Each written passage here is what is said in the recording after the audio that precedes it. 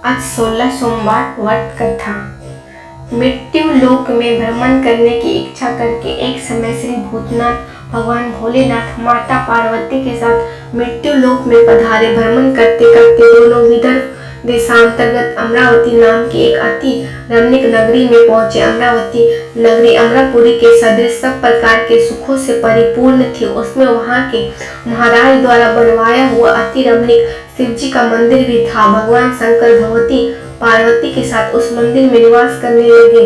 एक समय माता पार्वती भगवान भोलेनाथ को प्रसन्न देख मनोविनोद करने की इच्छा से बोली, हे महाराज, आज तो हम दोनों चौसर खेलेंगे। शिव जी ने प्राण प्रिय की बात को मान लिया और चौसर खेलने लगे। उसी समय मंदिर का पुजारी ब्राह्मण मंदिर में पूजा करने आया। माता पार्वती ने पुजारी से प्रश्न किया, हे पुजारी जी, बताओ इस बाजी में हम दोनों में से किसकी जीत होगी? वह ब्राह्मण बिना विचारे शीघ्रता से बोला था कि महादेव जी की जीत होगी। थोड़ी देर में बाजी समाप्त हो गई और पार्वती जी की विजय हुई। पार्वती जी बहुत क्रोधित हुई और ब्राह्मण को झूठ बोलने के अपराध के कारण श्राप देने को उद्यत हुई। भोलेनाथ ने माता पार्वती को बहुत समझाया, परंतु उन्होंने ब्राह्मण को कोढ़ी होने का श्राप दे ही दिया। कुछ समय बाद पार्वती जी के श्रापवश पुजारी के शरीर में कोढ़ पैदा हो गया। वह अनेक प्रकार से दुखी रहने लगा। पुजारी को श्राप कष्ट भोगते हुए जब वह बहुत दिन हो गए, तब एक दिन देवलोक की अप्सराएं शिव जी की पूजा हेतु उसी मंदिर में पधारी। पुजारी के कोढ़ के कष्ट को देख उन्होंने बड़े दया भाव से उससे रोगी होने का कारण पूछा। पुजारी ने संकोच सारी बात उन्होंने बता दी। वे अप्सराएं बोली, हे पुजारी, अब तुम अधिक दुखी मत होना। भगवान शिव तुम्हारे कष्ट को दूर कर देंगे। तुम सब व्रतों में श्रेष्ठ 16 सोमवार का व्रत भक्ति भाव से निष्ठा पूर्वक किया करो। पुजारी ने अप्सराओं की रानी से विनम्र भाव से 16 सोमवार व्रत की विधि पूछी। उसने बताया, सोमवार को भक्ति के साथ व्रत करें। स्वच्छ वस्त्र पहने, संध्या एवं उपासना के बाद आधा से गेहूं का आटा ले उसके 3 अंग बनाए और घी, गुड़, दीप, नैवेद्य, पुंगी फल, बेलपत्र, जनेऊ, चंदन, अक्षत, पुष्प आदि के द्वारा प्रदोष काल में भगवान शंकर की विधि से पूजन करे। तत्पश्चात 3 अंगों में से एक शिव जी को अर्पण करे, बाकी 2 को शिव जी का प्रसाद समझकर उपस्थित जनों में बांट दे और आप भी प्रसाद पाएं। इस विधि से 16 सोमवार व्रत करें। 17वें सोमवार को पाव सिर पवित्र गेहूं के आटे की बाटी बनाए, उसमें घी और गुड़ मिलाकर चूरमा बनाया। भगवान भोलेनाथ को भोग लगाकर उपस्थित भक्तों में बांटे। उसके बाद कुटुंब सहित प्रसाद ले तो शिव जी की कृपा से उसके सभी मनोरथ पूर्ण हो जाते। ऐसा करके सभी अप्सराएं स्वर्ग को चली गई। ब्राह्मण ने यथाविधि 16 सोमवार व्रत किया तथा भगवान शिव की कृपा से रोग मुक्त होकर आनंद से रहने लगा। कुछ दिन बाद शिव जी और पार्वती फिर उस मंदिर में पधारे। ब्राह्मण को निरोग देख पार्वती जी ने ब्राह्मण से रोग मुक्त होने का उपाय पूछा तो ब्राह्मण ने 16 सोमवार व्रत की कथा सुनाई। पार्वती जी अति प्रसन्न और ब्राह्मण से व्रत की विधि पूछकर स्वयं इस व्रत करने को तैयार हो गई। व्रत करने के बाद उनकी मनोकामना पूर्ण हुई तथा उनके रूठे पुत्र स्वामी कार्तिकेय माता के आज्ञाकारी हुए। कार्तिक जी को अपना यह विचार परिवर्तन का रहस्य जानने की इच्छा हुई। वह माता से बोले, हे माता, आपने ऐसा कौन सा उपाय किया जिससे मेरा मन आपकी ओर आकर्षित हुआ? पार्वती जी ने वही 16 सोमवार व्रत की कथा उनको सुनाई। कार्तिक जी ने कहा, इस व्रत को मैं भी करूंगा क्योंकि मेरा प्रिय ब्राह्मण मित्र बहुत दुखी दिल से परदेश गया है। मेरी उससे मिलने की बहुत इच्छा है। कार्तिक जी ने भी इस व्रत को किया और उनका प्रिय मित्र मिल गया। मित्र ने इस आकस्मिक मिलन का भेद कार्तिक जी से पूछा तो वह बोले, हे मित्र, हमने तुम्हारे मिलने की इच्छा करके 16 सोमवार का व्रत किया था। अब तो ब्राह्मण मित्र को अपने विवाह की बड़ी इच्छा हुई। उसने कार्तिक जी से व्रत की विधि पूछी और यथाविधि व्रत किया। व्रत के प्रभाव से जब वह किसी कारणवश विदेश गया तो वहां के राजा की लड़की का स्वयंवर था। राजा ने प्रण किया था कि जिस व्यक्ति के गले में सब प्रकार से श्रृंगारित हथनी माला डालेगी, मैं उसी के साथ अपनी प्यारी पुत्री का विवाह कर दूंगा। शिव जी की कृपा से वह ब्राह्मण भी स्वयंवर देखने की इच्छा से राजसभा में एक ओर बैठ गया। नियत समय पर हथनी आई और उसने जयमाला उस ब्राह्मण के गले में डाल दी। राजा ने अपनी प्रतिज्ञा के अनुसार बड़ी धूमधाम से अपनी कन्या का विवाह उस ब्राह्मण के साथ कर दिया। ब्राह्मण सुंदर राजकन्या पाकर सुख से जीवन व्यतीत करने लगा। एक दिन राजकन्या ने अपने पति से प्रश्न किया, हे प्राणनाथ, आपने ऐसा कौन सा भारी पुण्य किया था जिसके प्रभाव से हथिनी ने सब राजकुमारों को छोड़कर आपको वरण किया? ब्राह्मण बोला, हे प्राण प्रिय, मैंने अपने मित्र कार्तिक जी के कथनानुसार 16 सोमवार का व्रत किया था, जिसके प्रभाव से मुझे तुम जैसी स्वरूपवान पत्नी की प्राप्ति हुई है। व्रत की महिमा सुन राजकन्या को आश्चर्य हुआ।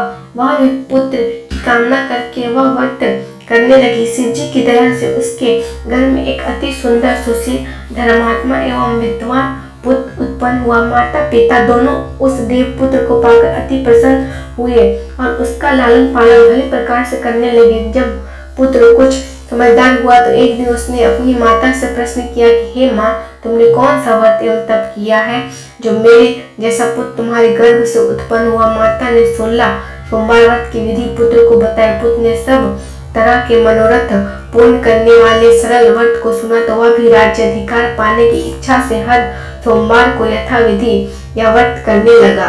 व्रत शुरू होने के बाद एक देश के वृद्ध राजा के दूतों ने आकर उसको राजकन्या के लिए वरण किया। राजा ने अपनी पुत्री का विवाह ऐसे सर्वगुण संपन्न ब्राह्मण पुत्र के साथ करके बड़ा सुख प्राप्त किया।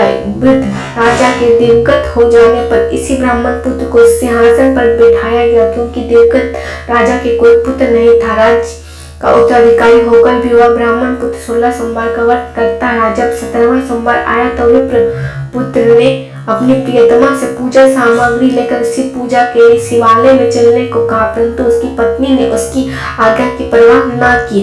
दास दासियों द्वारा जब पूजा सामग्री शिवालय भिजवा दी, परंतु आप नहीं गए। तब राजा ने शिव जी का पूजन समाप्त किया। तब आकाशवाणी हुई, हे राजा, अपनी इस रानी को राजमहल से निकाल दे, नहीं तो यह तेरा सर्वनाश कर देगी। आकाशवाणी सुनकर राजा के आश्चर्य का ठिकाना नहीं रहा। उसने मंत्रणा गृह में आकर अपने सभासदों को बुलाकर पूछा, हे मंत्रियों, मुझे आज शिव जी की आकाशवाणी हुई है कि राजा तू अपनी इस रानी को निकाल दे, नहीं तो ये तेरा सर्वनाश कर देगी।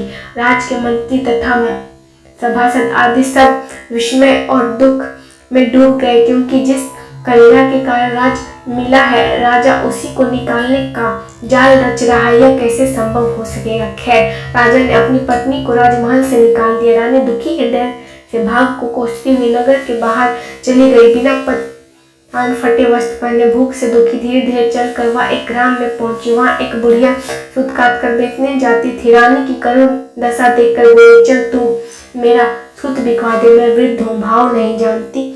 यह बात सुन रानी ने बुढ़िया के सिर से सूत की कठरी उतार कर अपने सिर पर रख ली। थोड़ी देर बाद आंधी आई और बुढ़िया का सूत पोटली सहित उड़ गया। बेचारी बुढ़िया पछताती रह गई और रानी को अपने से दूर रहने को कहा। इसके बाद रानी एक तेली के घर गई। शिव जी के प्रकोप के कारण तेली के सब मटके उसी क्षण चटक गए। तेली ने भी रानी को अपने घर से निकाल दिया। अत्यंत दुख पाती हुई रानी एक नदी के तट पर गई तो नदी का समस्त जल सूख गया। तत्पश्चात रानी एक वन में गई। वहां जाकर सरोवर में सीढ़ी से उतरकर पानी पीने गई। उसके हाथ का स्पर्श होते ही सरोवर का नील कमल के सदृश जल असंख्य कीड़ामय होकर गंदा हो गया। रानी ने भाग पर दोषारोपण करते हुए उस जल को पीकर पेड़ की शीतल छाया में विश्राम करना चाहा, परंतु रानी जिस भी पेड़ के नीचे जाती उस पेड़ के पत्ते तत्काल गिर जाते। मन सरोवर जल की ऐसी दशा देख गौ चराते ग्वालों ने अपने गुसाई जी से, जो उस जंगल में स्थित मंदिर के पुजारी थे, यह बात बताई। गुसाई जी के आदेशानुसार ग्वाले रानी को पकड़कर गुसाई जी के पास लाए। रानी की मुख कांति और शरीर शोभा देख गुसाई जी जान गए कि यह अवश्य कोई विधि या गति की मारी कुलीन स्त्री है। पुजारी ने रानी से कहा कि पुत्री, मैं आपको अपनी पुत्री के समान रखूंगा, तुम मेरे आश्रम में ही रहो, मैं तुमको किसी प्रकार का कष्ट नहीं दूंगा। गुसाई जी के वचन सुनकर रानी को धीरज हुआ। वह आश्रम में रहने लगी। रानी जो भोजन बनाती उसमें कीड़े पड़ जाते, जल भर कर लाती उसमें भी कीड़े पड़ जाते। रानी की यह दशा देख गुसाई जी बहुत दुखी हुई और रानी से बोले, हे बेटी, तुम्हारे ऊपर कौन सा देवता का प्रकोप है जिससे तुम्हारी ऐसी दशा है? पुजारी की बात सुन रानी ने शिव जी महाराज के पूजन का बहिष्कार करने की बात बताई। तो पुजारी शिव जी के महाराज की अनेक प्रकार से स्तुति करते हुए रानी से बोले, पुत्री तुम सब मनोरथ पूर्ण करने वाले 16 सोमवार व्रत को करो, उसके प्रभाव से तुम अपने कष्टों से मुक्त हो सकोगी। गोसाई जी की बात मानकर रानी ने 16 सोमवार व्रत किया और 17वें सोमवार को विधि विधान सहित निष्ठा पूर्वक पूजन किया। उस पूजन के प्रभाव से राजा के हृदय में विचार उत्पन्न हुआ कि रानी को गए बहुत समय व्यतीत हो गया, ना जाने कहां कहां भटकती होगी, उसे ढूंढना चाहिए। यह सोच रानी को तलाश करने के लिए राजा ने चारों दिशाओं में दूत भेजे। वे दूत रानी को ढूंढते हुए पुजारी के आश्रम में पहुंचे। वहां रानी को पाकर पुजारी से रानी को अपने साथ ले जाने का आग्रह करने लगे, परंतु पुजारी ने मना कर दिया। दूत चुपचाप लौट गया और महाराज को रानी का पता बतलाया। रानी को पता पाकर राजा स्वयं पुजारी के आश्रम में गए और पुजारी से प्रार्थना करने लगे, महाराज जो देवी आपके आश्रम में रहती है वह मेरी पत्नी है। शिव जी के कोप से मैंने इसको त्याग दिया था, अब इस पर शिव जी का प्रकोप शांत हो गया, इसलिए मैं इसे लेने आई हूँ। आप इसको मेरे साथ जाने की आज्ञा दीजिए। गोसाई जी ने राजा के वचन को सच समझकर रानी को राजा के साथ जाने की आज्ञा दे दी। गोसाई जी की आज्ञा पाकर रानी प्रसन्न होकर राजा के साथ नगर में आए। नगर वासियों ने नगर के द्वार तथा नगर के तोरण बंधनवारों से विभिन्न विधि से सजाए। घर घर में मंगल गान होने लगे। पंडितों ने विविध वेद मंत्रों का उच्चारण कर अपनी राजरानी का स्वागत किया। ऐसी अवस्था में रानी ने पुनः अपनी राजधानी में प्रवेश किया। महाराज ने ब्राह्मणों को अनेक तरह से दान आदि देकर संतुष्ट किए। याचकों को धन दान दिया। नगरी में स्थान स्थान पर सदा व्रत खुलवाए जहाँ भूखे लोगों को भोजन मिलता था। इस प्रकार से राजा शिव जी की कृपा का पात्र हो राजधानी में रानी के साथ अनेक तरह के सुखों को भोग करता सोमवार का व्रत करने लगा। विधिवत शिव पूजन करते हुए इसी लोक में अनेक सुखों को भोगने के पश्चात दोनों शिवपुरी को पधारे। जो मनुष्य मन सा वाचा करना भक्ति सहित 16 सोमवार का व्रत एवं पूजा इत्यादि विधिवत करता है वह इस लोक में समस्त सुखों को भोग कर अंत में सिद्धांत को प्राप्त होता है। यह व्रत सब मनोरथों को पूर्ण करने वाला है। जय जय शिव शंभो हर हर।